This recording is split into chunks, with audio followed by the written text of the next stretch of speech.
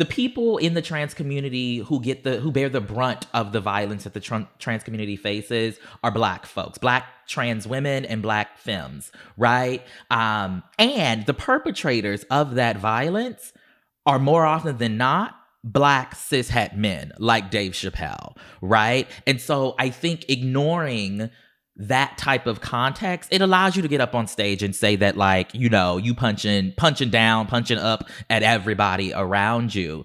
But who's actually getting punched, right? Who's actually getting killed, right? And it's folks who move through the world like me, as opposed to folks who move through the world, you know, like him. Welcome to Keep It, Crooked Media's show about pop culture and politics and what happens when they smack into each other at an alarming speed.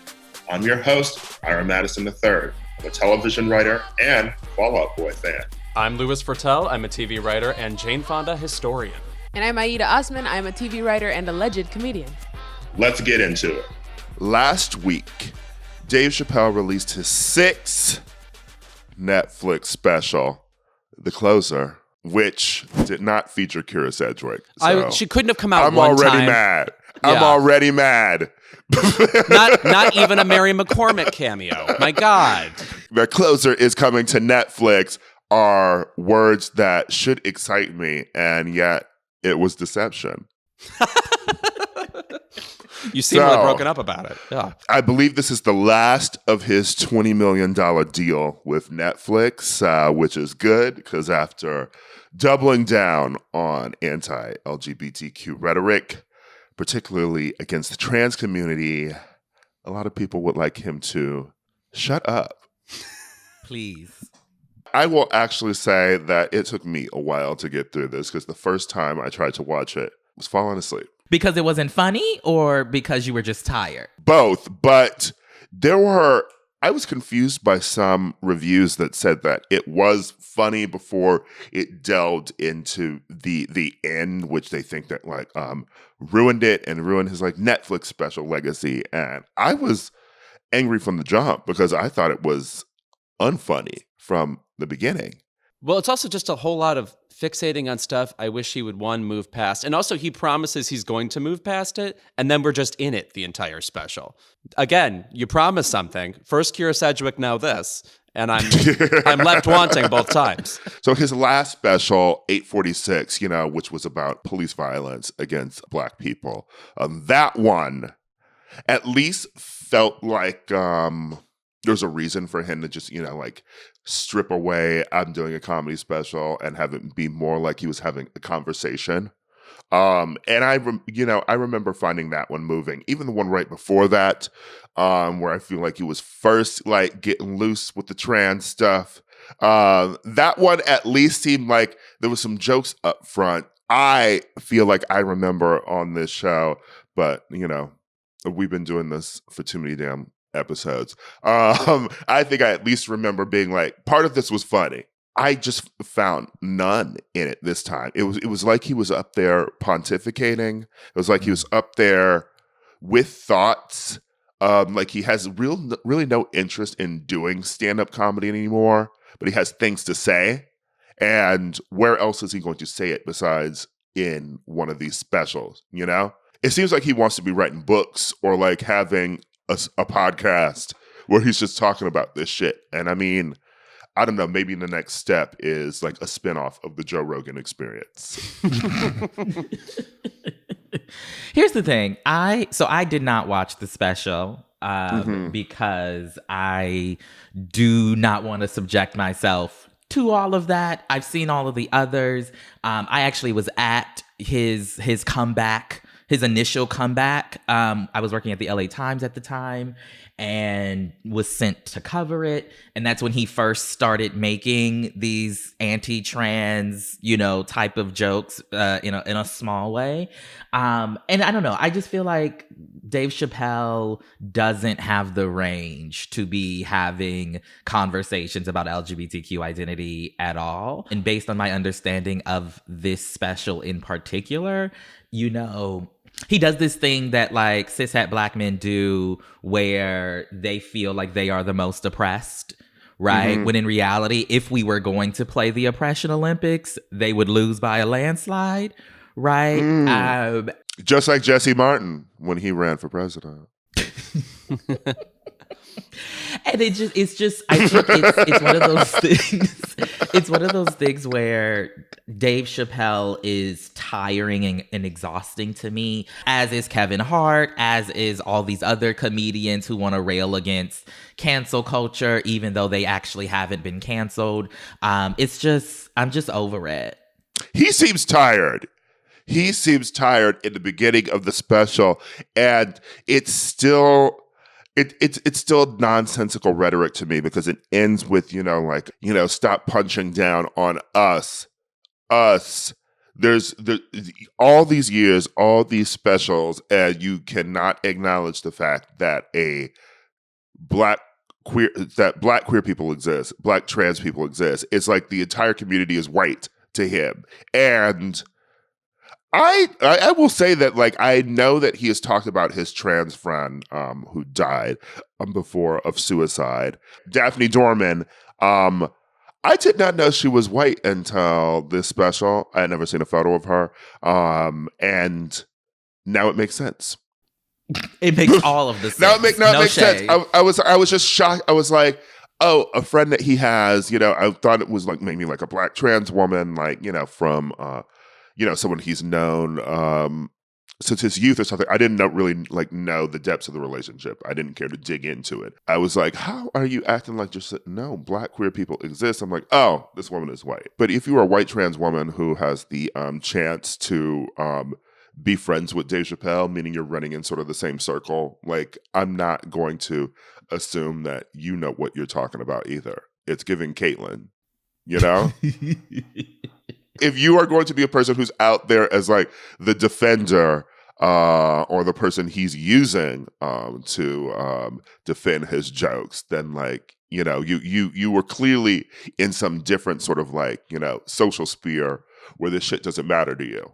At some point, he says something like, trans people make up terms to win arguments online. I'm like, dude, you're literally making up trans boogeymen to make any of this make sense. The amount, he's talking about they bother you in your Twitter mentions, or they're confronting you with this. It's like he keeps characterizing all trans people, and I guess younger LGBT people, as nags. It's like you can keep pretending you're humanizing everybody by trying to talk about LGBT issues, but literally you can't even characterize them once fairly.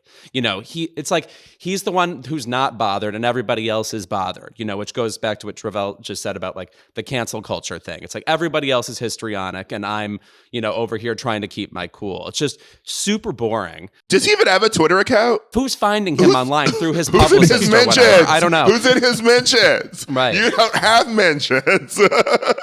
At this point, it's like anybody who would care to want to talk about this as a serious issue is not coming to this special for a constructive argument. They want to find Dave Chappelle funny first, and then any residual intelligence in the conversation, they're just going to chalk up to his genius. It's all about loving him ultimately, and I just find it super tedious and super. Who comes out of this thinking I really learned something? And I really do think he thinks he's here to be didactic and instructive. It's this hunt that comedians have for the last great joke.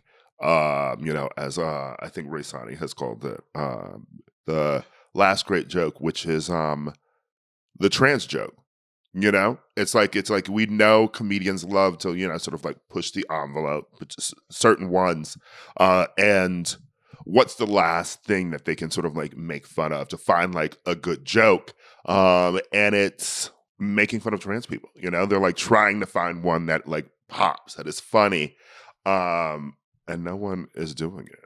I feel like we all love, or all of y'all love Dave Chappelle because of the Chappelle Show. We thought that all of y'all, honey, because not Tre'vell, certainly not them. Y'all thought that he was speaking to the lived experiences of Black people, and he was doing it in a way that no one else was doing it on TV at that time.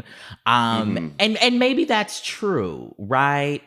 But like he just doesn't have the range to have this conversation. Like in the special, I was reading Eric Deggans' review over at NPR, and he says in the special that Dave Chappelle makes this joke comparing like, you know, but black rights to like the gay rights movement, and says that like if slaves were oiled up and had on booty shorts, that, you know, maybe they would have been freed 100 years earlier or whatever the case may be, right? Which, one, the idea that there weren't queer people who were also enslaved is just like ahistorical, first and foremost. Right. Secondly, it borrows on this like continual, you know, divisiveness that LGBTQ people are always pitted against black folks, and it ignores, as I think you said, Ira, that like I exist and that Ira exists at the intersection of blackness and queerness. And for me, as a non-binary trans person, and Dave Chappelle, time and time again, has shown us that he's not interested in that intersection and acknowledging that intersection. It's silliness. It's tricks. It's Fruit Loops. It's also just so weird when black people don't get it, because it's really the simplest binary, black and white. When you talk about queer people like pretending that they weren't enslaved, that also ignores the fact that there weren't white queer people who were enslaving black queer people. You know, it's like it doesn't matter if you're queer or not. It matters whether you were black or white,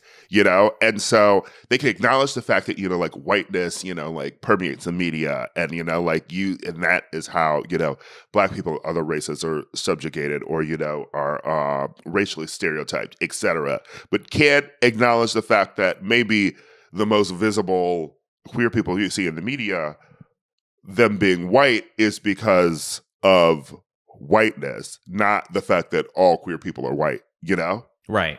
Very that. And then I also think about the ways in which, you know, so much of Dave Chappelle's thing is about trying to challenge audiences, right? And so he thinks he's so progressive. He thinks it's like a, you know, that whole equal opportunity offender thing. But one, I think comedy has changed to where like, that's at least not funny to me.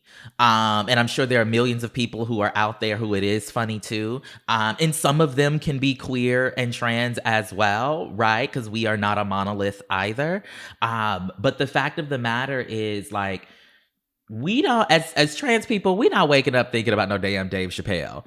And so why the hell do we factor in so much to his comedy of late? I just don't understand. Something that kind of blew my mind immediately after this was posted, and obviously Dave Chappelle has like tons and tons of defenders. Like there's no such thing as this Chappelle special coming out and like not all of his like very serious fans coming to his defense. But like, I'm just reminded of the Nanette conversation about how it wasn't stand-up because she wasn't joking the entire time, or, you know, it was a one-woman special, technically not stand-up. And it's like, meanwhile, then these people are coming here to defend this quote-unquote comedy, which at one point he just calls himself a TERF. Like, so like that's stand-up to you? It's like, why are we receiving serious messages from only men? Why are cis men?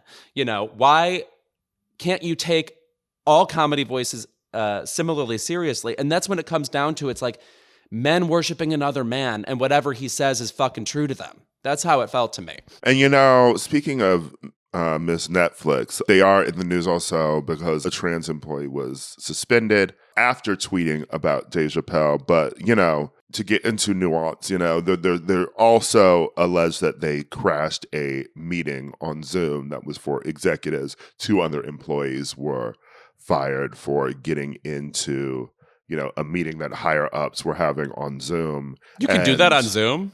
I mean, if you got the link. Oh, I see. Okay. If you got the link, you can jump into anything and you'll be let in. There's a lot going on here, but just the fact that, you know, you have employees even feeling like they need to speak out against Netflix, and Ted Sarandos's statement wasn't giving to me. You know, it wasn't giving.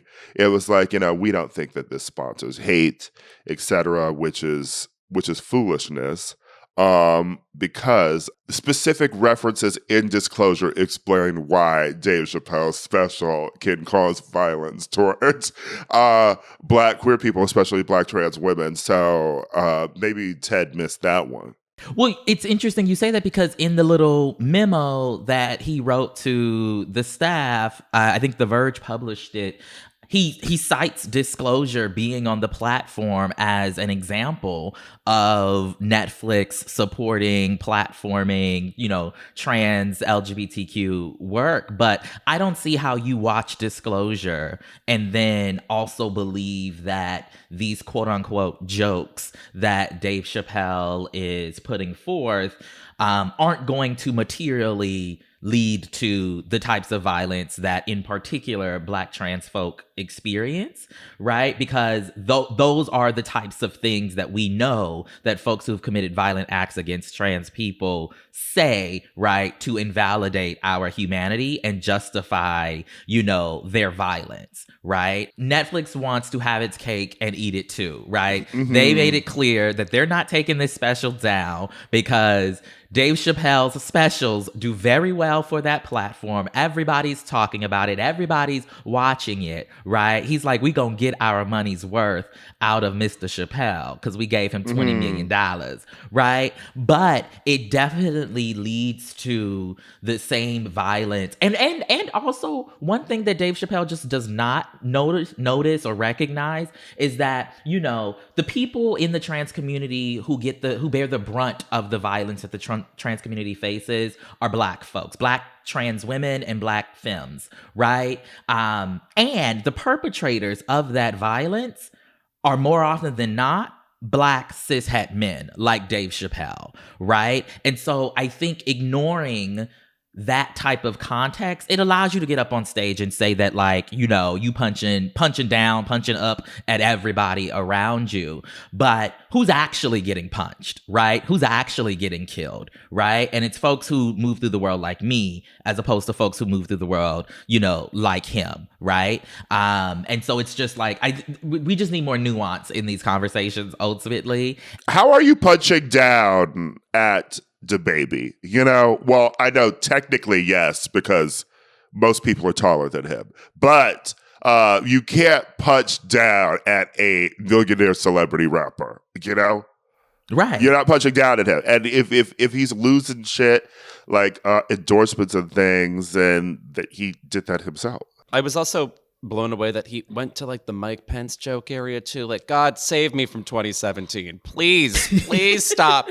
Please, I don't want to hear it ever again. I thought we were safe. Why am I still hearing Mike Pence's name outside of a January 6th commission report? You also brought up Disclosure after watching the special. I mean, how annoying is it to even have to see all those people from that movie have to talk about this special? It's like, because he has this special, now this entire conversation about them is oriented around him. It just found it so annoying. Like, and any outsider would find that annoying, that he would like kind of have the gall to make to be the center, the hub of that.